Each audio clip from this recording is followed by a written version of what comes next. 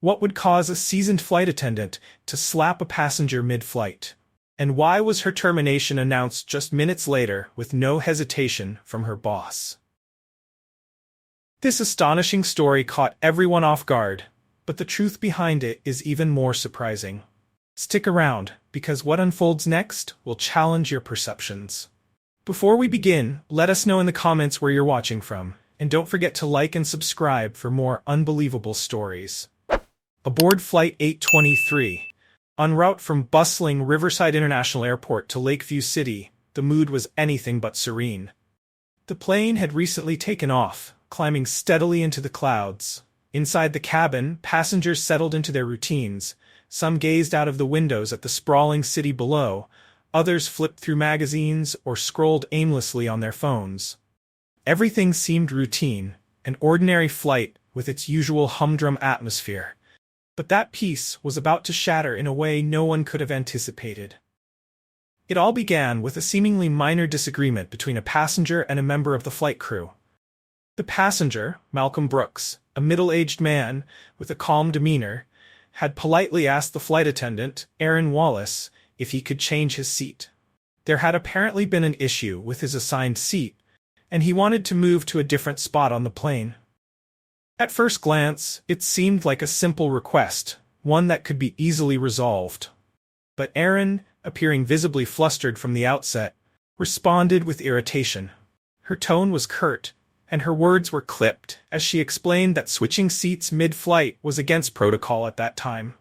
Malcolm tried to reason with her, his voice rising slightly as he explained his discomfort in his current seat. But instead of de-escalating, the exchange only grew more heated. Passengers seated nearby began to notice the argument unfolding. Some exchanged uneasy glances, while others turned to watch more closely, sensing that the situation was becoming tense. Erin's patience, already thin, snapped. She uttered something sharp, words that only seemed to add fuel to the fire. Malcolm, his frustration bubbling over, responded in kind. The argument now had a momentum of its own. Neither party willing to back down. And then it happened. Without warning, Erin raised her hand and slapped Malcolm across the face. The sharp sound reverberated through the cabin, cutting through the low hum of conversation and the drone of the airplane's engines. For a moment, time seemed to freeze. Every pair of eyes turned toward the source of the sound, mouths agape in shock. Malcolm sat motionless in his seat, his hand instinctively clutching his face where the slap had landed. His eyes were wide with disbelief, and for a moment it seemed he couldn't decide whether to respond or remain silent. Meanwhile, Erin stood frozen in place, her hands still trembling from the impulsive action. Her pale face reflected a mix of shock and regret. For what felt like an eternity, the cabin was utterly silent. Then, whispers began to ripple through the rows of seats. Did she really just slap him? An elderly woman near the back murmured to her husband, her voice a mix of disbelief and concern. A few other passengers nodded subtly, their expressions mirroring her astonishment. Another flight attendant, Sophie Hayes, rushed from the galley toward the commotion. Her tone was calm but firm as she approached Malcolm, gently placing a hand on his shoulder. "Sir, are you all right?" she asked softly. Malcolm didn't respond immediately. His gaze remained fixed forward, his hand still pressed to his face. Finally, he nodded slightly, though the shock hadn't left his expression. The tension in the cabin had reached its peak. Passengers whispered furiously among themselves, their voices low but filled with outrage and disbelief. The situation was spiraling, and it was clear that Erin's actions had crossed a line that could not be ignored. Erin, still reeling from her impulsive act, muttered a hurried apology, but it was hollow and unconvincing. The words barely left her lips before she turned and stepped away, as though trying to escape the weight of what had just happened. But there was no escaping it. The slap had become the focal point of the flight. Passengers who had been indifferent moments earlier were now glued to the unfolding drama. Some were outraged at Erin's behavior, while others seemed simply stunned, unsure how to process what they had just witnessed. Malcolm, though visibly shaken, began to regain his composure. Slowly he stood, his tall frame towering over the seated passengers. He didn't raise his voice, but his quiet demand to speak with the flight supervisor carried an unmistakable edge. Sophie quickly gestured for Malcolm to follow her to a quieter section of the plane, where she could better assess the situation and try to calm the storm. Meanwhile, Erin stood near the front of the cabin, visibly trembling as she fidgeted with her uniform. Her colleagues avoided her gaze, their discomfort palpable. This was no longer a minor incident. What had started as a simple request for a seat change had escalated into a moment of shocking aggression, one that would have consequences far beyond this single flight. The passengers were left shaken. The crew was on edge, and Erin, standing isolated near the galley, knew one thing for certain. There would be no escaping the fallout from what she had done. The quiet but firm request from Malcolm Brooks to speak to the supervisor carried a weight that couldn't be ignored. His voice wasn't loud, but it had a sharp edge, cutting through the tense atmosphere. The apology from the flight attendant, Erin Wallace, hadn't satisfied him. It felt rushed, insincere. Malcolm wasn't entirely sure what he wanted. Maybe an explanation. Maybe just an acknowledgement that the way he had been treated was wrong. What Malcolm didn't realize was that the situation was about to escalate further, and in a way that no one could have anticipated. As the plane continued its journey toward Cedar Point International Airport, the tension was palpable. Malcolm, still holding his cheek where Erin's slap had landed, was escorted by another crew member to a seat at the back of the plane. Erin stayed near the front, deliberately keeping her distance, but her occasional, nervous glances toward Malcolm did not go unnoticed by the other passengers. The whispers began almost immediately. Why did she do it? One man murmured to his companion.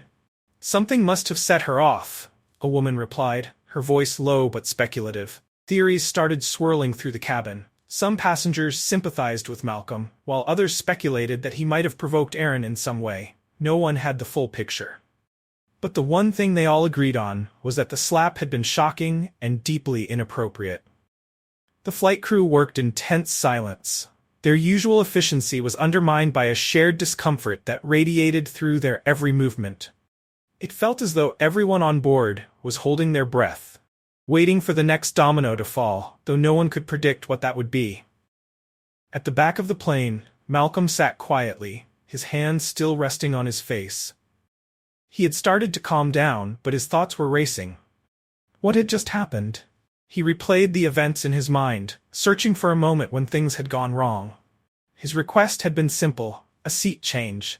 A minor issue, hardly worth the confrontation that had followed. And yet it had led to this, a physical blow, delivered in front of dozens of witnesses. The more he thought about it, the more surreal it felt.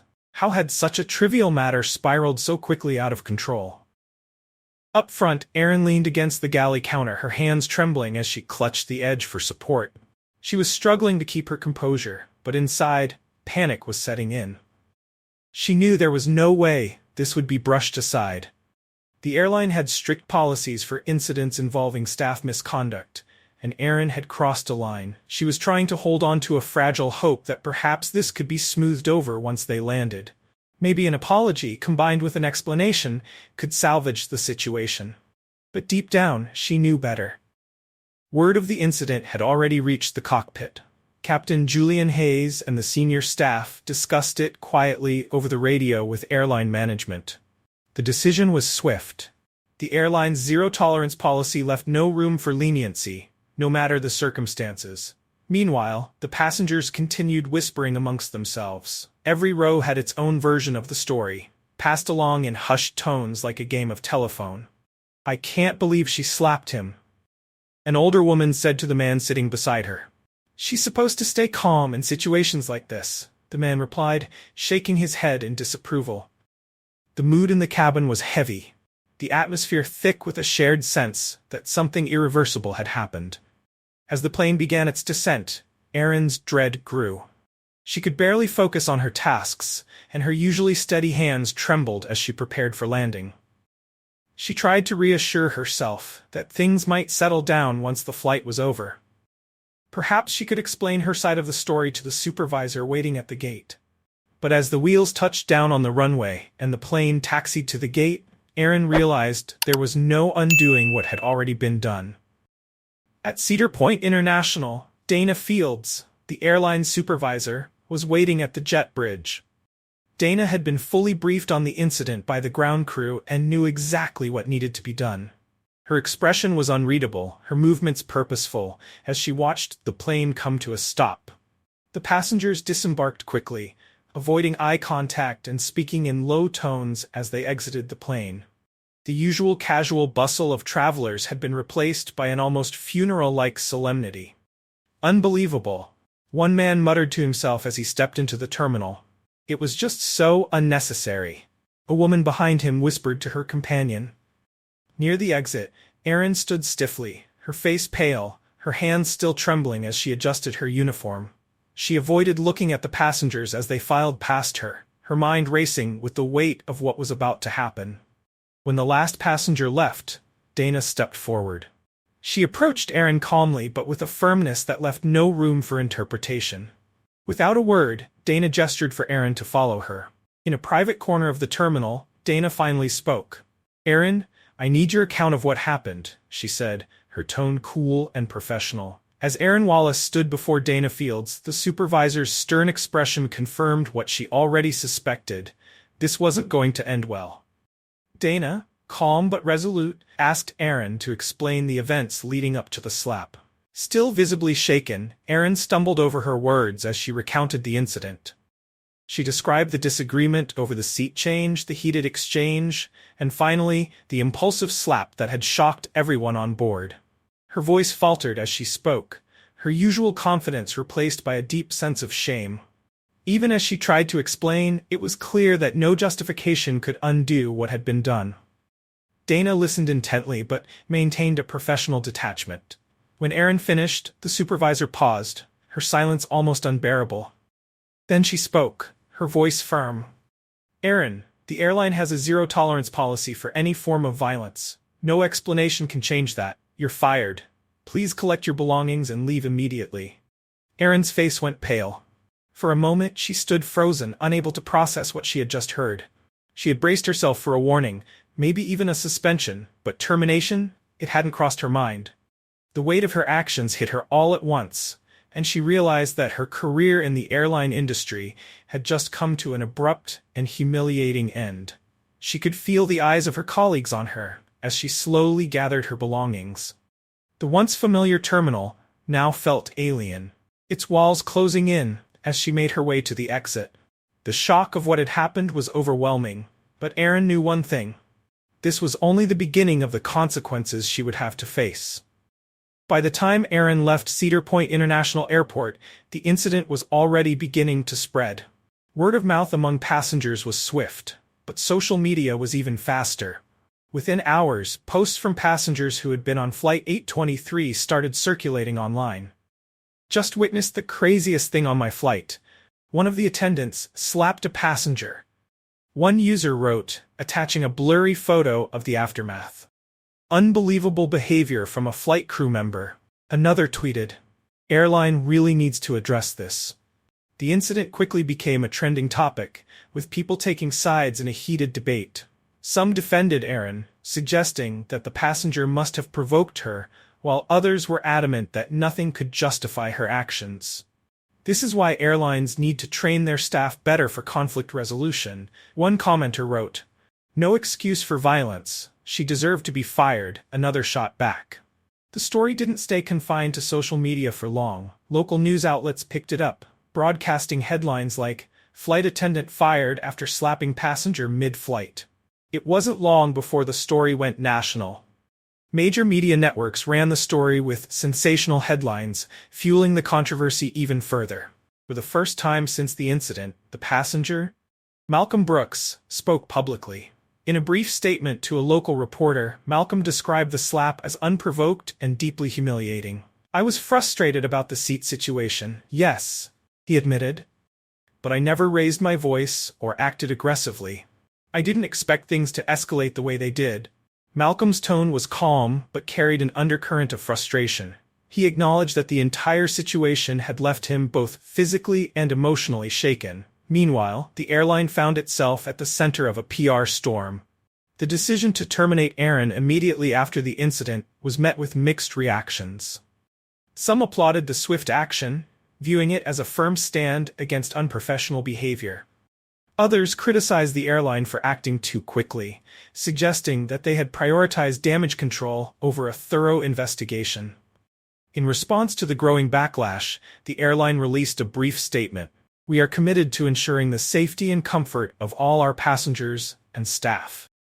The actions of the crew member on Flight 823 do not align with our values or professional standards. We acted decisively to address the situation and will continue to review our training protocols to prevent incidents like this in the future." But behind closed doors, the situation was more complex. Among the airline staff, whispers began to circulate about whether the decision to fire Erin had been too hasty. "Erin's been with us for years," one crew member, who requested anonymity, confided to a colleague. "She's always been professional. This just doesn't sound like her." Another added, "We all have bad days, but this feels like a total overreaction. There's got to be more to the story." Even those who sympathized with Erin admitted that her actions had crossed a line. The slap was indefensible, and the airline's strict policies left little room for exceptions. Still, the speed of her dismissal left many employees uneasy, wondering if the company had acted out of fear of public backlash rather than genuine concern for justice. Online, the debate only grew louder. Some social media users called for a boycott of the airline, accusing them of abandoning a loyal employee without giving her a chance to explain herself fully. Others started petitions demanding better training for flight attendants to handle high-stress situations. "This isn't just about one slap," a popular post read. "It's about the pressure workers face in high-stress environments. How are they supposed to handle it when no one supports them?" The incident was no longer just a story about one flight. It had become a flashpoint in a broader conversation about workplace stress, customer service expectations, and employee accountability. As the controversy continued to grow, more details began to emerge, complicating the narrative. The media frenzy showed no signs of slowing, and the airline struggled to contain the fallout. For Erin, the aftermath of that single impulsive moment had turned her world upside down.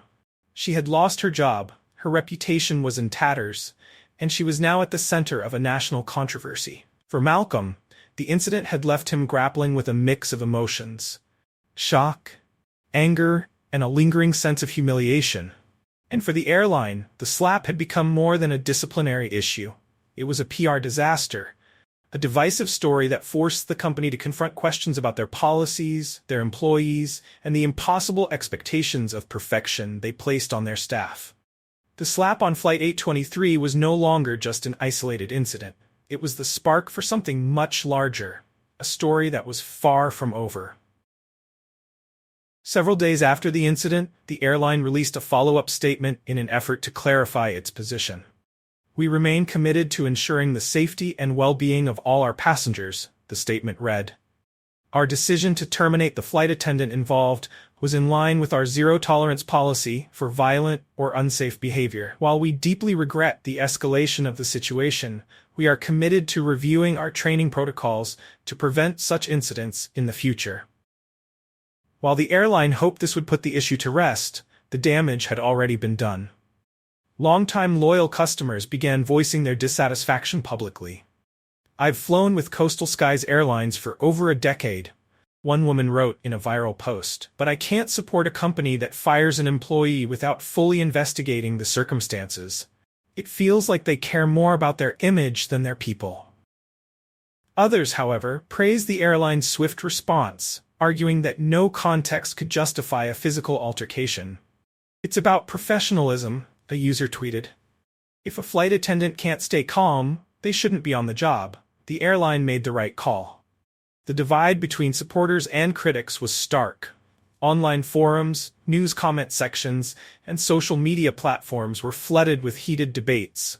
Some shared personal stories of flight attendants behaving unprofessionally, fueling arguments against Erin. Others recounted experiences of mistreatment as employees in high-stress industries, sympathizing with her situation. Within Coastal Skies, the reaction was equally divided. Crew members who had worked alongside Erin were conflicted. "Erin has always been one of the most reliable people I've worked with," said one flight attendant anonymously. This was so out of character for her. It makes me wonder what pushed her to the breaking point. Others were less forgiving. What she did was unacceptable, no matter what she was going through, another staff member said. We're trained to de-escalate situations, not escalate them. The incident also reignited broader discussions about the pressures faced by airline staff. Flight attendants often dealt with long hours, irate passengers, and the constant expectation of maintaining professionalism, even under extreme stress. Incidents like these don't happen in a vacuum, said Jordan Pierce, a former airline employee turned advocate for workers' rights. When you combine high expectations with little support, people snap. It doesn't excuse the behavior, but it does explain why these things happen. As public discourse grew louder, a week after the incident, a new twist emerged. Malcolm Brooks, the passenger at the center of the altercation, gave an exclusive interview to Lakewood News that added unexpected layers to the story. Speaking calmly but with visible frustration, Malcolm offered his version of events. The slap wasn't the first thing that went wrong on that flight, he began. When I first approached the flight attendant about my seat, I was polite. I just wanted to switch because my assigned seat was uncomfortable. But from the start, her tone was dismissive. Malcolm described how Erin's responses became increasingly curt, making him feel belittled. I kept trying to explain my situation, but she seemed more interested in shutting me down than listening. By the time things escalated, I was already feeling disrespected. He admitted that he grew frustrated during the interaction, but insisted that he never raised his voice or intended to escalate things physically. I asked to speak with her supervisor because I felt like I wasn't being treated fairly, and then, out of nowhere, she slapped me. It was completely unexpected. Malcolm's interview shifted the narrative, complicating what had initially seemed like a clear-cut case of misconduct. Suddenly, people began questioning whether Erin's behavior might have been provoked, not excused, but perhaps contextualized by the stresses she was under. Online, the debate reignited with fresh intensity. If he was being rude, I can understand her frustration, one commenter wrote, but it still doesn't justify her hitting him. Another countered, there's no excuse for that level of unprofessionalism. She deserved to be fired. The airline's zero-tolerance stance came under renewed scrutiny as advocates and critics debated whether it left room for understanding the root causes of such incidents. The controversy also brought attention to broader systemic issues in the airline industry. Many began to ask, are flight attendants given adequate training to handle confrontations? Should airlines provide better support for employees working in high-stress environments? Does the pressure to maintain a perfect image for passengers exacerbate tensions for staff? The slap on Flight 823 had become more than just a single incident. It was now a symbol of larger questions about workplace stress, customer service, and accountability in high-pressure industries. For Erin, the public scrutiny was overwhelming. She had hoped the story would fade, but instead, it seemed to grow bigger every day. The layers of debate and speculation only deepened her sense of regret. Meanwhile, Malcolm was left to navigate the unexpected attention, his every word and action dissected by the media. For Coastal Skies Airlines, the situation was a full-blown crisis. What had begun as a single disciplinary action had spiraled into a national conversation, with no end in sight. The slap wasn't just a slap anymore. It was a spark that had ignited a firestorm, and there was no putting it out. According to Malcolm Brooks, the slap wasn't a random act of aggression. In his version of events, he had approached the flight attendant, Erin Wallace, with a simple request to resolve his seating issue. But instead of being listened to, he felt stonewalled by hostility. When he attempted to escalate the matter by asking to speak to a supervisor, Erin's demeanor reportedly worsened. What followed, according to Malcolm, was a moment where Erin completely lost control. A slap he described as sudden and shocking. Malcolm's account painted a vastly different picture, one in which he felt provoked rather than being an instigator. His words reignited the debate around the incident, with some questioning whether Erin's actions were a byproduct of extreme job stress rather than an act of malice. On social media, the story took yet another turn. Sure, she shouldn't have slapped him, one commenter wrote, But imagine dealing with difficult passengers every day without support from your employer. Sounds like she snapped under pressure. Others were less forgiving. No amount of stress justifies violence, another post countered. If she can't handle the job, she shouldn't be working there. The debate expanded as internet users began digging into Erin's history. Some unearthed past reviews from passengers who claimed Erin had been dismissive or unprofessional during other flights. While none of these incidents were as serious as the slap, the posts painted a picture of someone who might have been struggling long before this high-profile altercation. Adding fuel to the fire, rumors circulated that Erin had been dealing with personal challenges outside of work, including health and family issues, which may have contributed to her frayed nerves. Despite the mounting speculation, Coastal Skies Airlines held firm on their decision. "We stand by our commitment to professionalism and passenger safety," the company reiterated in a brief statement. "Our zero-tolerance policy for violent behavior ensures the highest standards for both our crew and our customers." However, as more details emerged, the public began to question whether the airline had acted too hastily. Why hadn't there been a more thorough investigation? Had the company prioritized protecting its image over understanding the deeper causes of the incident? Behind the scenes, the airline's leadership team found themselves under increasing scrutiny. The media labeled the situation a full-blown PR disaster, and the reputation of Coastal Skies was quickly deteriorating. Inside the company, the discontent was palpable. Employees from across the airline began voicing their concerns, some anonymously to journalists. One veteran flight attendant, who had worked for the airline for nearly 10 years, spoke on the condition of anonymity. "We're all under so much pressure," she explained. "It's not just dealing with passengers, it's the unrealistic expectations from the company. No matter how bad a situation gets, we're expected to smile and fix it. And when we don't, it's our fault." She described the constant juggling act that came with the job. Long hours, demanding schedules, and the expectation of maintaining composure in every scenario were all part of the role. "It's exhausting," she added. "This doesn't excuse what Erin did, but it's important for people to understand we're human too. Everyone has a breaking point." Her words resonated with readers, especially those who had followed the story from the beginning. The conversation was no longer just about Erin or Malcolm. It was now a broader discussion about workplace stress and the toll it takes on employees in customer-facing industries. As more employees spoke out, it became increasingly clear that stress and burnout among flight attendants weren't isolated issues. They were systemic, built into the very structure of the airline industry. Despite the growing backlash, Coastal Skies Airlines maintained a stance that appeared cold and unyielding. The company had made it clear that Erin's behavior was unacceptable and that her firing was the only appropriate course of action. But as days turned into weeks, critics accused the airline of prioritizing damage control over addressing the root causes of the incident. "They care more about their reputation than they do about their employees," said another flight attendant. The company's calculated response did little to quell the outrage.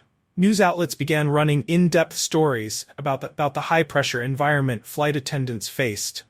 These pieces highlighted long hours, emotionally taxing interactions with passengers, and inadequate resources for dealing with workplace stress. The narrative shifted yet again, moving from the slap itself to the conditions that may have led to it. "If Erin snapped, what does that say about the airline?" one article questioned. "Are employees given enough support to handle the demands of the job, or are they being set up to fail?" This line of inquiry put even more pressure on Coastal Skies, whose leadership team now had to contend with criticism not only from the public, but also from within their own ranks. For employees, the slap symbolized a breaking point, a moment when the impossible expectations placed on flight attendants became too much to bear. For the public, it highlighted the human cost of industries that demand perfection without offering adequate support. The incident on Flight 823 was no longer just a disciplinary matter. It had become a lightning rod for larger conversations about workplace culture, employee well-being, and accountability in high-stress environments. For Erin, the fallout continued to unfold, her life forever altered by a single impulsive act. For Malcolm, the incident remained a deeply personal violation, one that had thrust him into an unwanted spotlight. And for Coastal Skies Airlines, the slap was no longer just a moment of misconduct, it was a wake-up call for an entire industry. The situation grew even more complex when an unexpected detail came to light. Erin had a history of glowing performance reviews. Colleagues described her as a diligent and reliable team member, someone who had consistently gone above and beyond to support both passengers and her crew. "She's the last person I'd expect this from," said Angela Reed, a fellow flight attendant. "She's always been composed, even in tough situations. I can't wrap my head around what could have driven her to act like that." This revelation added a new dimension to the public debate. If Erin had such a strong track record, what had caused her to snap on that particular flight? Was it a personal issue? Or was it the result of long-term stress that the airline had overlooked? The spotlight on Coastal Skies Airlines only intensified. The slap was no longer just an isolated incident. It had become a symbol of something much larger. Media coverage began to focus on the working conditions faced by flight attendants, uncovering systemic issues that had long been ignored. One former flight attendant, Marie Collins, who had left Coastal Skies several years earlier, shared her story in a televised interview. "People don't understand the pressure we're under," Marie explained. "We're expected to stay calm and friendly no matter what. Passengers can be rude, demanding, or even outright abusive, and we're supposed to just take it with a smile.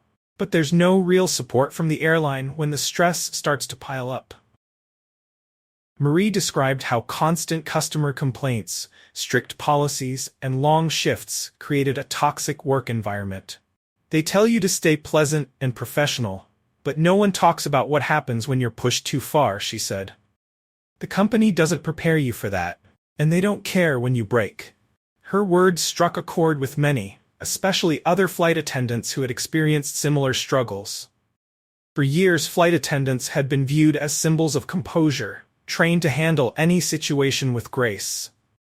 But as more employees came forward, a different picture began to emerge. The job had evolved from its original focus on safety and customer service to a relentless drive for efficiency and profitability. Airlines had reduced crew sizes, slashed training budgets, and added more flights to their schedules, forcing flight attendants to handle increasingly demanding workloads. "We're stretched so thin," said Jessica Morales, a current flight attendant. "They expect us to manage more passengers with fewer resources, and when things go wrong, we're the ones who have to fix it, immediately and perfectly. It's unsustainable."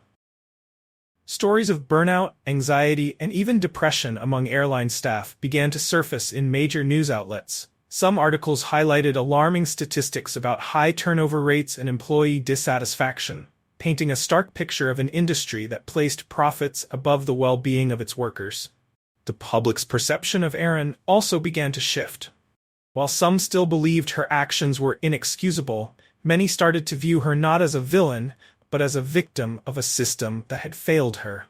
If someone with an impeccable record like Erin can snap under pressure, what does that say about the environment she was working in? A popular opinion piece asked. Advocacy groups and labor rights organizations seized on the moment, pushing for broader reforms within the airline industry. "We're not excusing what happened," said Mark Taylor, a representative from the Flight Attendants Union, "but we need to look at the root causes. If employees are being pushed to their limits without adequate support, incidents like this are bound to happen." The backlash against Coastal Skies continued to grow. Calls for the airline to reevaluate its policies intensified, with particular attention on how it supported or failed to support its staff. "Shouldn't airlines be more proactive in addressing the mental health of their employees?" one commentator asked. "How can they expect workers to handle difficult passengers when they're not given the tools to manage their own stress?" The company's handling of the situation was increasingly seen as reactive, rather than proactive. Critics accused Coastal Skies of caring more about its public image than its employees. "Their response to the slap feels like a PR move," said Alex Harper, a workplace psychologist. "They fired Erin to protect their reputation, but they didn't address the conditions that led to her breakdown in the first place." The conversation soon expanded beyond coastal skies to the broader airline industry. Was this an isolated incident, or was it indicative of deeper, systemic problems? Labor advocates pointed out that the issues facing flight attendants were mirrored in other high-stress industries. From retail to healthcare, workers in customer-facing roles were often expected to meet impossible standards without adequate support. "We need to rethink how we treat employees in these roles," said Mark Taylor. "Mental health needs to be prioritized, not ignored." As the fallout from the incident on Flight 823 continued to dominate public discourse, the debate about the airline's handling of the situation became more polarized. Critics argued that the company's demand for perfection from its employees, without providing sufficient support, had created an environment where a breakdown was inevitable. "It's not just about one slap or one flight attendant," said Karen Delgado, a labor rights advocate. "It's about a system that treats employees like machines. No one can perform flawlessly under constant pressure without adequate resources or understanding." Despite these mounting criticisms, Coastal Skies Airlines held firm. In a public interview, the company's CEO, Leonard Trask, doubled down on their decision. "We take incidents like this very seriously," Trask stated. "Our top priority is the safety and comfort of our passengers. While this incident is regrettable, it does not represent the values of our airline. We have taken steps to ensure such occurrences do not happen again, including enhanced training programs on conflict resolution for all crew members." To many, these words rang hollow, viewed as little more than damage control. The airline's statement felt detached from the larger issues at play, leaving critics wondering whether the company truly understood the deeper systemic problems that led to the incident. Meanwhile, the focus of the conversation began to shift. The question was no longer just about whether Aaron's firing was justified. It had expanded to a broader critique of the airline industry as a whole. For years, the industry had been plagued by issues of stress, burnout, and inadequate support for employees. Aaron's case had become a flashpoint, forcing airlines to confront these long-standing problems in ways they never had before. However, the question remained, would this incident lead to meaningful change, or would it simply become another controversy swept under the rug? For Erin Wallace, the storm surrounding her actions and dismissal had left her life in chaos. Initially, she stayed out of the public eye, overwhelmed by the media frenzy and the backlash from both strangers and former colleagues. But after days of silence, Erin decided to fight back. She hired Gerald Stone, a well-known attorney specializing in employment law, to represent her. It wasn't long before the situation took a dramatic turn. Stone filed a wrongful termination lawsuit against Coastal Skies Airlines, arguing that Aaron's firing had been rushed and unfair. "This was a knee-jerk reaction," Stone said during a press conference. "The airline failed to conduct a thorough investigation into the circumstances of the incident. They acted to protect their public image, not to seek the truth." The legal filing emphasized Aaron's spotless record prior to the incident. Her team argued that the airline had overlooked critical factors, such as the high levels of stress she faced on the job and the lack of support provided to employees working under such conditions. "Aaron wasn't just a flight attendant," Stone continued. "She was a dedicated employee who had consistently performed her duties with professionalism and care. This wasn't about her failing. It was about a system failing her." The lawsuit also pointed out that Coastal Skies had not offered Aaron any mental health resources or counseling, even after the incident. Instead, they had terminated her employment immediately, without giving her a chance to explain or defend herself. The case quickly added another layer of complexity to an already tangled situation. For Coastal Skies, it was no longer just a PR crisis. It was now a legal battle that could potentially result in a costly settlement or an even more damaging court case. As the legal proceedings began to take shape, Aaron's team gathered evidence to support her case. Former colleagues provided glowing testimonies describing her as calm, reliable, and committed to her work. Some even pointed out that Aaron had often gone out of her way to de-escalate difficult situations with passengers in the past. Additionally, medical records were submitted, showing that Aaron had been experiencing increasing levels of stress in the months leading up to the incident. Long hours, frequent last-minute schedule changes, and the lack of downtime had taken a toll on her mental health, according to her legal team. The media quickly picked up on these developments, and the story evolved yet again. News outlets reported extensively on the wrongful termination lawsuit, framing it as a critical turning point in the debate about workplace stress and employee rights in the airline industry. This lawsuit isn't just about one person, one commentator remarked on a news panel. It's about whether companies can be held accountable for creating environments that push their employees to the breaking point. The backlash against Coastal Skies intensified. Employees within the company began speaking out anonymously, sharing their frustrations with the airline's leadership. "They expect perfection from us, without giving us the tools to succeed," one flight attendant said. "If you mess up even once, you're out." But they don't care about what led to the mistake in the first place. Others echoed these sentiments, describing an unrelenting culture of fear and high expectations. "They fired Erin to make an example out of her," said a pilot who had worked for Coastal Skies for over a decade. "But all they've done is prove that they don't care about their employees." The wrongful termination lawsuit filed by Erin Wallace and her legal team had evolved into something far greater than a single employee's fight for justice. It was becoming a landmark case, one that could redefine how companies approached workplace stress and employee mental health. As the public gained a deeper understanding of the circumstances surrounding the slap on Flight 823, sentiment began to shift. Initially, many sided with Coastal Skies Airlines, citing the airline's zero-tolerance policy for violence as necessary and non-negotiable. But as more details emerged about Erin's exemplary track record and the intense pressures she faced, the narrative changed. Erin's legal team, led by the assertive Gerald Stone, made a compelling argument. "While my client's actions were regrettable, they were not driven by malice or hostility toward the passenger," Stone stated during a press briefing. This was the culmination of a work environment that fails to support its employees.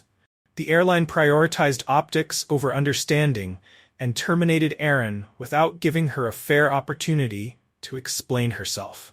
The team painted a picture of a workplace where employees were pushed to their limits, without the tools or emotional resources to manage the pressure.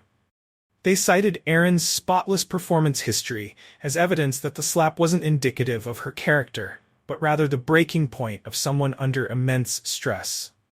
Meanwhile, Coastal Skies Airlines held firm in their stance. "We deeply sympathize with the challenges our employees face," said CEO Leonard Trask in yet another public statement. "However, we have a responsibility to ensure the safety and comfort of our passengers above all else. Violence of any kind is unacceptable, and our policies reflect this commitment to professionalism and safety." Trask's words were clear, but they failed to resonate with a growing number of people who felt the company was avoiding accountability for the underlying issues. "It's not just about the slap anymore," said Martha Klein, a labor advocate. "It's about whether Coastal Skies, and other companies like it, are willing to acknowledge that their practices contribute to these incidents. You can't expect perfection from employees while offering them no support." As Erin's legal team built their case, the airline's policies and corporate culture came under intense scrutiny. Media outlets shifted their focus from Erin's actions to broader questions about how the company treated its workforce. Investigations revealed that Coastal Skies had a history of prioritizing efficiency and profit margins over employee well-being. Stories of overworked staff, insufficient mental health resources, and high turnover rates surfaced, painting a troubling picture of the airline's inner workings. "It's a culture of fear," one anonymous flight attendant shared with reporters. "You're constantly worried about making a mistake because you know the company will hang you out to dry." Erin's situation is extreme, but it's not unique. We're all under the same pressure. The lawsuit also gained traction among advocacy groups, who rallied behind Erin's case as a symbol of the need for systemic change. Labor rights organizations framed the case as a call to action, demanding better workplace protections for employees in high-stress jobs. "Erin's story is the story of millions," said Jack Harding, a spokesperson for the Workers' Equity Alliance. "We've heard similar stories from retail workers, nurses, teachers, and more. It's time for companies to take real responsibility for how they treat their staff. Online, the case sparked a wave of solidarity. Employees from various industries shared their own experiences of burnout, poor management, and lack of support. The hashtag #support Erin Wallace began trending, turning her story into a rallying cry for worker rights. Faced with mounting public and legal pressure, Coastal Skies made an unexpected announcement. They would enter settlement talks with Erin's legal team. The decision came as a surprise to many who had anticipated a lengthy and contentious court battle. While the airline did not provide immediate details, insiders suggested that the move reflected a growing recognition within the company that their handling of the situation had been flawed. "This isn't just about avoiding court," said Timothy Caldwell, a legal analyst. "It's about mitigating the damage to their reputation and acknowledging, at least implicitly, that there's more to this story than they initially let on." The announcement of settlement talks only heightened media interest. Reporters camped outside the courthouse, eager for updates. Advocacy groups intensified their campaigns, using the spotlight to push for broader changes in how airlines and other industries addressed employee well-being. For Erin, the stakes were higher than ever.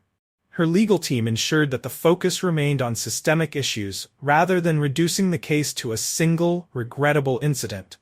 "Erin isn't fighting just for herself," Gerald Stone told reporters. "She's fighting for everyone who has ever been pushed to their breaking point by a system that refuses to see them as human." As negotiations continued, the spotlight on Coastal Skies grew brighter. The case was no longer just about Erin or the slap. It had become a mirror reflecting the challenges faced by workers everywhere. With every passing day, the narrative shifted further from individual blame to systemic accountability. The airline's culture, policies, and response to the incident were all being dissected in real time. Critics questioned whether the company's promises of improved training and conflict resolution were genuine or merely an attempt to placate the public. "Words mean nothing without action," said Lisa Vance, a former Coastal Skies employee. "If they don't make real changes, this will just happen again." The lawsuit filed by Erin Wallace carried a weight that went beyond her individual case. If she won, it could set a precedent, opening the door for other employees in high-stress roles to file similar suits.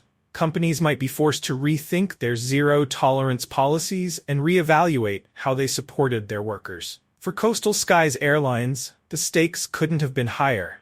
CEO Leonard Trask and the board of directors faced mounting pressure to address the situation without further tarnishing the company's public image. They had already lost a significant number of loyal customers who were outraged by Erin's firing. Many more were questioning whether they wanted to support a company perceived as indifferent to the mental health of its employees. In an attempt to regain public trust, the airline made a bold move. They called a high-profile press conference to announce a sweeping overhaul of their employee support systems. "Today marks a new chapter for Coastal Skies," Trask declared from the podium. The initiative included several new policies aimed at improving conditions for employees. Mental health resources, access to on-demand counseling services for all employees.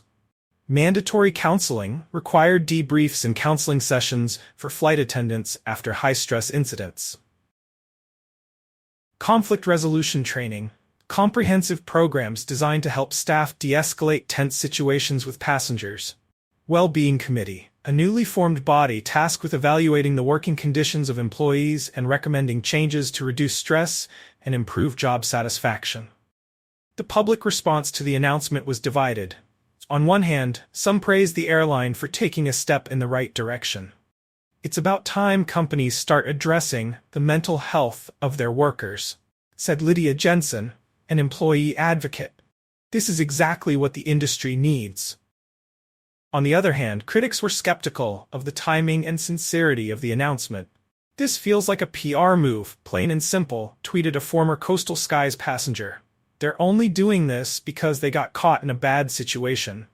The airline's detractors argued that these changes were too little, too late. To many, it seemed that the company was acting out of self-preservation rather than genuine concern for its workforce. As the settlement talks between Aaron's legal team and Coastal Skies intensified, the tension between the two parties reached its peak. Aaron's lawyer, Gerald Stone, made it clear that the lawsuit wasn't just about financial compensation. "This isn't about money," Stone said. "We're demanding an official apology from Coastal Skies, a public acknowledgement of the role workplace stress played in this incident, and a commitment to make lasting, meaningful changes to their corporate culture." Aaron's case had become about more than her career. It was about forcing the airline to confront its systemic failures and recognize the humanity of its employees. After weeks of back-and-forth negotiations, an agreement was finally reached. The terms of the settlement were kept private, but certain details leaked to the media. The airline reportedly agreed to 1. Financial compensation, a significant payout to Aaron for wrongful termination. 2. Policy changes, an internal review of their zero-tolerance policy and implementation of the announced support initiatives. 3. Public statement, an acknowledgement of the need to address workplace stress and employee mental health. The settlement marked the end of Aaron's legal battle, but it wasn't just her victory. It symbolized a larger shift, forcing Coastal Skies to confront their shortcomings and commit to improvement. As the dust began to settle, the broader implications of the case started to take shape. The incident on Flight 823 had sparked a movement, highlighting the intense pressures flight attendants faced and the need for better support systems. Advocacy groups seized on the momentum, using Aaron's case as a rallying cry for change. Organizations like the Airline Workers Alliance pushed for industry-wide reforms, calling for increased funding for employee wellness programs, stricter regulations on work hours and schedules, comprehensive mental health training for all airline employees. Aaron's case has shown us what happens when we ignore the well-being of our workers, said Marlon Grant, a prominent labor rights advocate. This isn't just an airline issue, it's a workplace issue across industries. For Coastal Skies, the settlement marked the end of a painful chapter, but the damage to their reputation lingered. They had been forced to confront uncomfortable truths about their policies and the treatment of their employees. Whether the promised reforms would lead to real change remained to be seen. For Aaron, the settlement brought closure, but also a bittersweet reality. Her career in the airline industry was over, but her fight had opened doors for others. She had become a symbol for employees everywhere, a reminder that even in the face of immense pressure, workers deserve to be seen, heard, and supported. The incident on Flight 823 had initially been seen as a singular shocking event, but as the dust settled, its deeper implications became clear. The mental and emotional fragility of employees working in high-pressure environments had been laid bare for the world to see. What began as a conversation about one flight attendant's outburst was now shifting toward broader, systemic change. Unions within the airline industry stepped forward to support Aaron Wallace. They praised her for breaking her silence and for inadvertently pushing the conversation about worker treatment to the forefront. Her case became a rallying cry for flight attendants everywhere, many of whom had endured years of long shifts, low wages, and unrelenting customer demands. "This isn't just about one person or one incident," said Kara Mendel, a spokesperson for the International Aviation Workers Alliance. "This is about an industry that has ignored the mental health of its workforce for far too long." Several months after Aaron's settlement, the airline industry began showing its first signs of meaningful change. A major European carrier announced the implementation of new wellness programs for its crew members. These included mandatory mental health screenings, stress management workshops, and enhanced support systems for employees who faced high-pressure situations. The announcement sent ripples through the industry. Soon, other airlines began rolling out similar initiatives. Conflict resolution training and customer service workshops were expanded to include mental health considerations, acknowledging for the first time that flight attendants were not just safety providers, but individuals with emotional and psychological needs. While these steps marked progress, they were met with skepticism from some. "These policies sound great on paper, but are they really going to make a difference?" asked Clara Robbins, a former flight attendant who had left the industry due to burnout. "Until they address the root causes, like long hours, inadequate pay, and insufficient time off, nothing is going to change. Clara's words echoed the sentiments of many critics who felt the changes were superficial. For some, the new initiative seemed more like a public relations maneuver than a genuine attempt to reform the industry. Meanwhile, Erin had moved on from the airline industry, knowing her career in aviation was effectively over. However, she refused to let the incident define her solely as the flight attendant who snapped. Over time, Erin began to speak publicly about her experience, offering insight into the toxic work culture that had contributed to her breaking point. "I'm not here to justify what I did," Erin said in an interview. "What I did was wrong, and I'll regret it for the rest of my life. But people need to understand that this wasn't just about one bad moment. It was about years of stress, exhaustion, and being expected to suppress my emotions." Erin's honesty resonated with many who had faced similar struggles. Her story became a symbol for employees across industries who were tired of being treated as expendable. Over the next year, Erin attended conferences, spoke on panels, and even wrote a book titled Breaking Point: The Human Cost of High-Stress Jobs. In it, she detailed the psychological toll of working in customer-facing industries and called on employers to prioritize mental health alongside productivity. Her message was clear. Companies had to start valuing their employees as people, not just as resources. She argued for better pay, more robust mental health resources, and structural changes to reduce the demands placed on workers. "Everyone has a breaking point," Erin wrote. "Mine just happened to be public. But I hope my story helps us understand that we need to fix the systems that push people to those points, not just punish them when they fail." Meanwhile, Coastal Skies Airlines was still grappling with the fallout from the incident. Although their reputation had taken a significant hit, the company made gradual improvements. They expanded their employee wellness initiatives, increased training for managers on how to support their teams, and created avenues for workers to provide feedback without fear of reprisal. These changes, while welcome, were a long time coming. Passengers who had witnessed the slap couldn't forget what they saw, but many also began to recognize the broader lessons of the event. For those watching from the outside, the incident became a turning point in how workplace culture was discussed. It wasn't just about one slap or one employee. It was a wake-up call for industries that demanded perfection from their workers, without providing the support needed to meet those expectations. The moment of anger and frustration aboard Flight 823 had transformed into something much larger. A reckoning for an entire industry. Months after the incident, the ripples it caused continued to spread throughout the airline sector. But while some companies introduced wellness programs and mental health initiatives, it became clear that these measures were merely scratching the surface.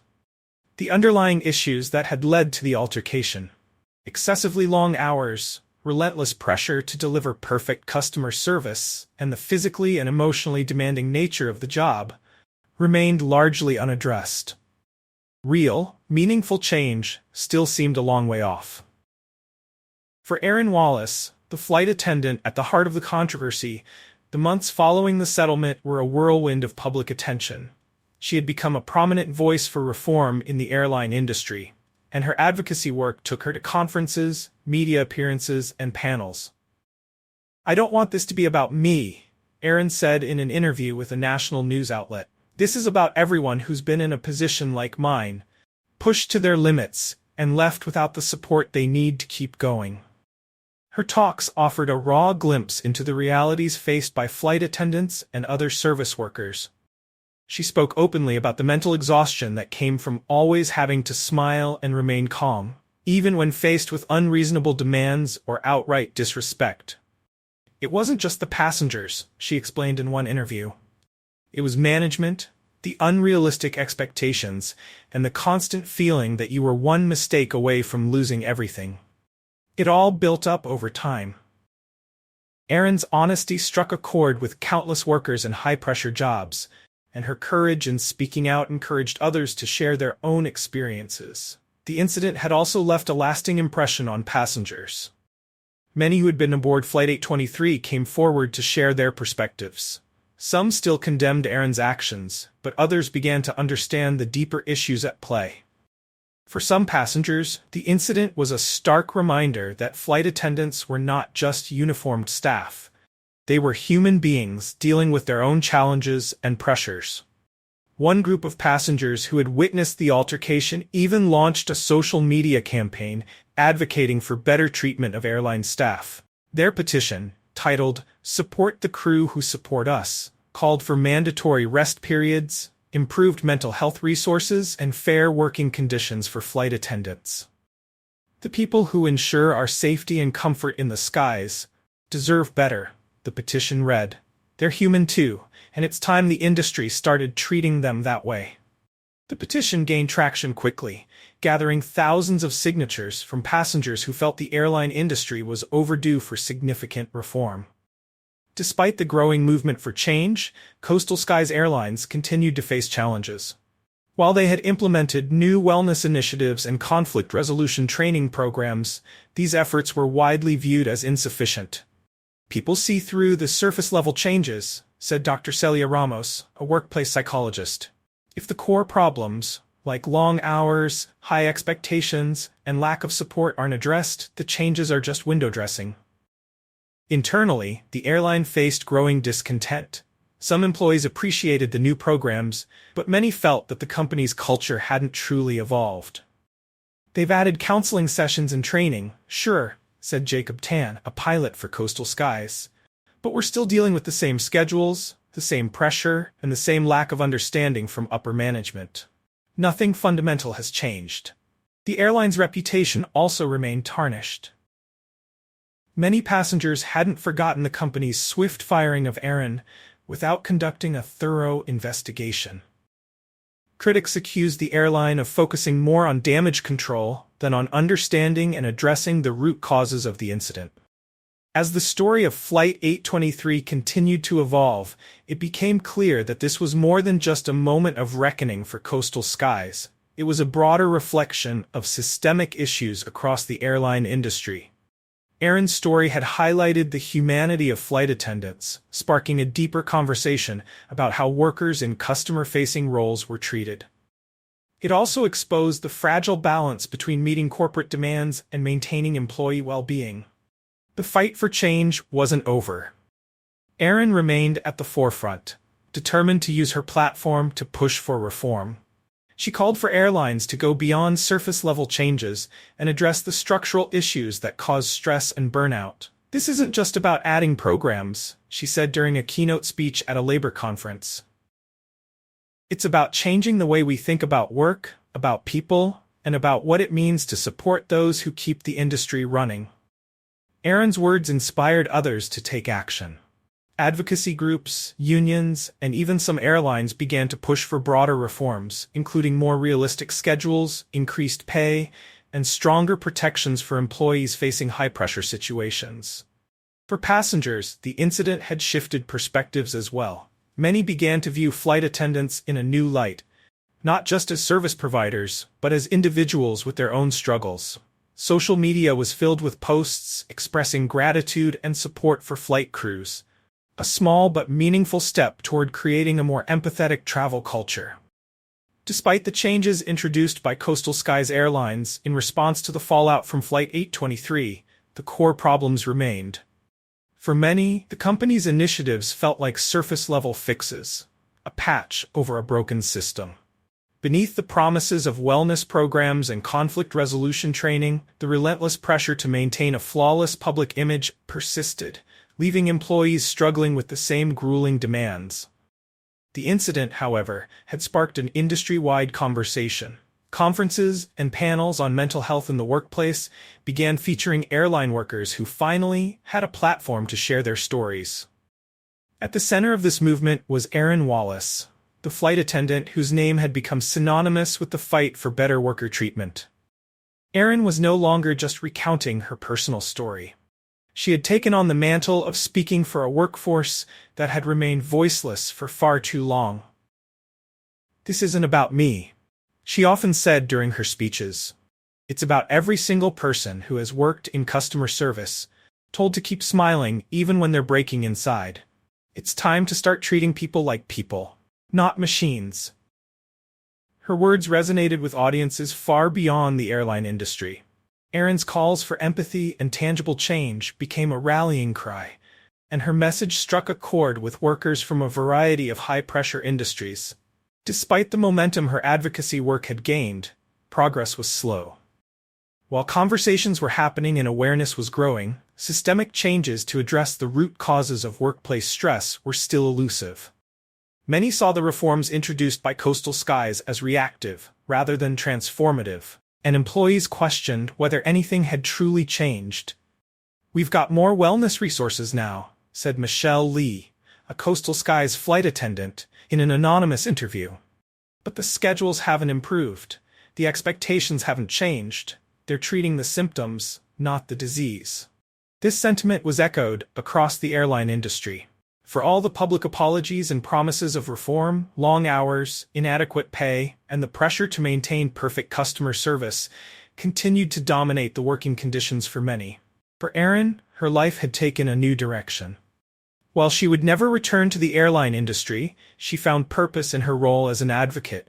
Her efforts transformed her from a figure of controversy into a symbol of resilience and change. "The slap was a mistake, and I've never shied away from taking responsibility for it," she said during an interview. "But what it revealed about our system, the pressure, the lack of support, the inhuman expectations, that's what matters now." Erin's story inspired countless workers to share their own experiences of burnout and stress. Hotel staff, nurses, retail employees, and customer service representatives all came forward with stories that mirrored Erin's, creating a tapestry of shared struggles across industries. The incident on Flight 823 wasn't just a wake-up call for the airline industry. It became a rallying point for a broader reevaluation of workplace culture. Erin's speeches at labor rights forums and mental health conferences expanded the conversation, connecting her experience to the struggles faced by workers everywhere. "It's easy to blame one person," Erin said during a keynote speech at the National Mental Health Summit. "But the real problem is how we treat employees across the board. We ignore their mental health, we demand perfection, and we expect them to deal with it alone. That has to change." Her message was clear and powerful, resonating with people from all walks of life. Erin had become more than a flight attendant who had reached her breaking point. She was now a voice for workers who had long been ignored. As Erin's advocacy gained traction, the public began to recognize that the story of Flight 823 wasn't just about one incident of violence. It was part of a systemic issue that had been simmering for years. Campaigns led by advocacy groups and unions pushed for more substantial reforms. They called for mandatory rest periods, better pay, and increased mental health support for employees in high-pressure jobs. Passengers, too, began to demand change, signing petitions and supporting initiatives aimed at improving working conditions for airline staff. One petition, titled "Protect Our Crews," gathered tens of thousands of signatures. It read, "Flight crews ensure our safety and comfort, but they're human too. It's time we started treating them as such." Despite these efforts, Coastal Skies continued to face skepticism. Many employees saw the airline's reforms as little more than damage control, designed to repair its reputation rather than address its internal problems. "The public sees the glossy announcements and thinks everything's better," said Jason Crawford, a Coastal Skies pilot. "But for those of us still here, it feels like nothing's really changed." The lingering dissatisfaction among employees highlighted the gap between the company's promises and the day-to-day realities of its workforce. Erin, however, remained hopeful. She knew the journey toward meaningful change would be long and difficult, but she believed the conversation had begun, and that was a start. "Real change doesn't happen overnight," she said during a televised interview. "But the fact that we're talking about this now, that people are listening, that workers are finding their voices, that's how it begins." The incident aboard Flight 823 had turned Erin Wallace into a symbol for those who felt invisible in their workplaces. Her story brought to light the struggles of employees who worked tirelessly under conditions that often felt unsustainable. As more stories emerged, the pressure on companies to address these issues proactively rather than reactively, only continued to grow. But Erin wasn't the only one under scrutiny. Despite Coastal Skies Airlines' promises of reform, they were facing mounting criticism from unions, mental health advocates, and the general public. Many questioned whether the changes the airline had implemented were anything more than a superficial attempt to repair their reputation. One of the most common criticisms came from industry labor unions, which argued that the company's wellness initiatives failed to address the deeper issue of burnout caused by the very nature of the work. "Offering counseling sessions is a nice gesture," said Robert Ellison, a prominent union leader. "But it doesn't fix the problem. The expectations are still sky high, the work is grueling, and the compensation doesn't reflect the toll this job takes on people's lives." Until those core issues are resolved, no wellness program will make a meaningful difference. In response to growing dissatisfaction, Coastal Skies announced a second round of reforms. These included longer rest periods for crew members, more flexible scheduling options, and additional resources aimed at reducing stress on the job. While these measures sounded promising, many employees remained skeptical. "They're tweaking a broken system instead of fixing it," said Sandra Nguyen, a flight attendant with over 15 years of experience. "We need more than small adjustments. We need a complete overhaul of how this industry operates." The unions made their stance clear. While the airline had made some progress, it wasn't enough. Talks of collective bargaining and even potential strikes began to circulate, signaling that workers were ready to take stronger action if their demands for better compensation, schedules, and mental health support weren't met. Behind the scenes, Erin's wrongful termination lawsuit had also begun to prompt further change across the industry. The legal precedent it set forced companies to confront how their zero-tolerance policies aligned with the reality of workplace stress.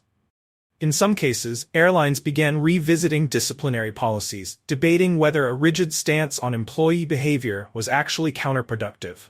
A few notable instances saw employees with extenuating circumstances given second chances, suggesting that a more compassionate approach to handling infractions was gaining traction. However, these shifts were incremental. The journey toward meaningful industry-wide change remained frustratingly slow. Erin continued her advocacy, speaking out for mental health resources, humane policies, and better working conditions, not just for airline employees but for all workers in high-stress environments. "This isn't just about one airline or one incident," she said during a panel discussion on workplace wellness. "It's about millions of workers across countless industries who are expected to meet impossible standards without the support they need. That has to change." Erin's advocacy gained momentum as she expanded her focus to include labor rights and mental health awareness in other industries. From healthcare workers to retail employees, people began sharing their own stories of burnout and stress, inspired by Erin's willingness to speak out. For the airline industry, the incident had become a turning point. While the media coverage of Erin's case had softened over time, the story's legacy lived on. It had reshaped how people viewed service jobs, encouraging passengers and employers alike to see workers as individuals with emotions and needs, rather than faceless uniforms. Where once flight attendants and other service employees were viewed simply as part of the job, they were now seen as human beings with complex challenges. This shift in perception marked one of the most significant changes brought about by Erin's story. "The conversation isn't just about what went wrong on that flight," Erin said in an interview with a major news outlet. "It's about what goes wrong every day when we don't prioritize the well-being of the people who keep everything running." Her words reflected a growing understanding that the pressures workers faced weren't isolated incidents. They were systemic issues that demanded systemic solutions. The struggle that began aboard Flight 823 had long since transcended one person's story. What started as Erin Wallace's personal battle had become a rallying cry for a more compassionate approach to labor, a movement that demanded workers be recognized not only for their productivity, but for the people they were. As the months turned into a year, the ripples of the Flight 823 incident continued to spread, becoming a pivotal moment in the push for better working conditions, mental health awareness, and employee rights. The event had ignited conversations in industries burdened by stress and unyielding expectations. Erin, once the target of intense public scrutiny, had transformed into a trailblazer for systemic change. The reforms introduced by Coastal Skies Airlines, while still in their infancy, began to take root within the company's culture. New training programs, wellness initiatives, and more flexible scheduling became standard practice. However, progress was slow, and the challenges that employees faced didn't disappear overnight. Flight attendants still endured grueling hours and stressful conditions. For many, the reforms felt like the first steps of a much longer journey rather than a resolution. Despite these ongoing struggles, one thing was undeniable. Awareness was growing.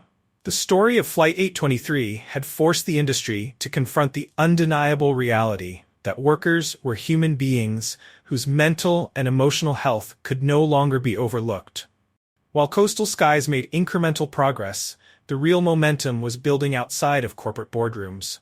Advocacy groups and labor unions continued to push for broader, more systemic changes. Meanwhile, Erin remained a central figure in the movement. She traveled extensively, sharing her story at conferences, universities, and in the media. Her message had evolved from a recounting of her personal experience to a call to action for millions of workers in high-pressure, customer-facing roles. "These jobs take a toll on your body, your mind, and your spirit," Erin said during a keynote speech at a labor rights conference. "It's time we create workplaces where people can admit when they're struggling, where they can ask for help without fearing punishment or stigma." Erin emphasized that while she deeply regretted her own actions on Flight 823, the greater tragedy was that no one had listened to her or her colleagues until it was too late. Her advocacy soon reached beyond the airline industry. Erin began connecting with workers in retail, hospitality, healthcare, and other fields, discovering shared struggles across sectors. Burnout, low pay, long hours, and inadequate mental health support were universal challenges for frontline workers. The movement for better workplace conditions had grown beyond airlines. It had become a call for mental health resources and policies that treated employees as individuals, not as interchangeable cogs in a machine. This broader push began to shift the global conversation about workplace mental health. Governments and businesses alike started recognizing that supporting employee well-being wasn't just an ethical imperative, it was an economic necessity. Studies emerged showing that companies that invested in mental health programs for their employees enjoyed lower turnover rates, higher productivity, and increased satisfaction across the board. Slowly, some businesses began taking proactive steps to create healthier work environments. While there were companies eager to embrace change, others hesitated, reluctant to disrupt the status quo, but the momentum was undeniable.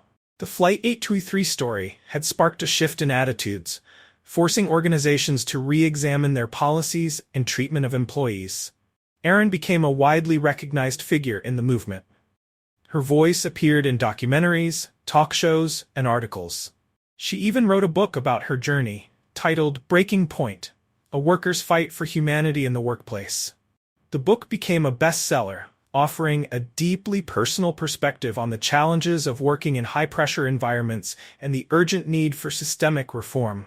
"I wrote this book for everyone who's ever felt invisible at work," Erin said during a book tour. "For everyone who's been told to keep smiling, to keep pushing, to keep going, even when they're falling apart inside. We deserve better." Though Erin's story was now known worldwide, the fight was far from over. "I don't see this as the final chapter," she told an audience at a mental health summit. "This is just the beginning. Real change takes time, but it starts with conversations like these, with people standing up and saying, 'We can do better.'" Her words were a reminder that the movement wasn't just about fixing one industry or addressing one incident. It was about creating a culture of empathy and respect in every workplace. Part 15. A new chapter begins. The journey that began with a single shocking moment aboard Flight 823 had grown into a movement of resilience, change, and hope. For Erin Wallace, the turbulence of that day had given way to a much larger purpose. Fighting for better working conditions, mental health awareness, and human dignity in the workplace, she had achieved much. Raising awareness, inspiring change, and becoming a voice for millions of workers who had long felt invisible. But Aaron knew the work was far from finished. For every company that had begun to prioritize employee well-being, there were still countless others that treated their workers as expendable. The battle for fair treatment, mental health support, and meaningful workplace reform was ongoing. Erin's life had changed irrevocably. She had lost her job, endured public scrutiny, and faced intense personal consequences. Yet through it all, she had found a new purpose, ensuring that no one else would have to reach their breaking point without support. Her journey had come full circle. From the chaos of that fateful flight to her role as a powerful advocate for change, Erin had proven that even the most difficult moments can be the foundation for something transformative. Her speeches, book, and advocacy efforts continued to inspire others to push for systemic reform. She reminded the world that meaningful change often begins with one person and one moment. "This isn't just about fixing a broken system," Erin said during a recent interview. "It's about creating a world where people feel valued, not just for the work they do, but for who they are." Though the fight for workplace reform was far from over, Erin believed that the first step toward a better future had already been taken. It had started with a single, unforgettable event, a moment that exposed the cracks in an industry and gave voice to the frustrations of countless workers. And now, the movement born from Flight 823 was shaping a new way forward. A more compassionate, more humane approach to work. If you found Erin's story impactful, don't forget to like this video, share your thoughts in the comments below, and subscribe to our channel for more stories of resilience and change. Together, we can shine a light on the challenges and triumphs that define our shared humanity. Thanks for watching.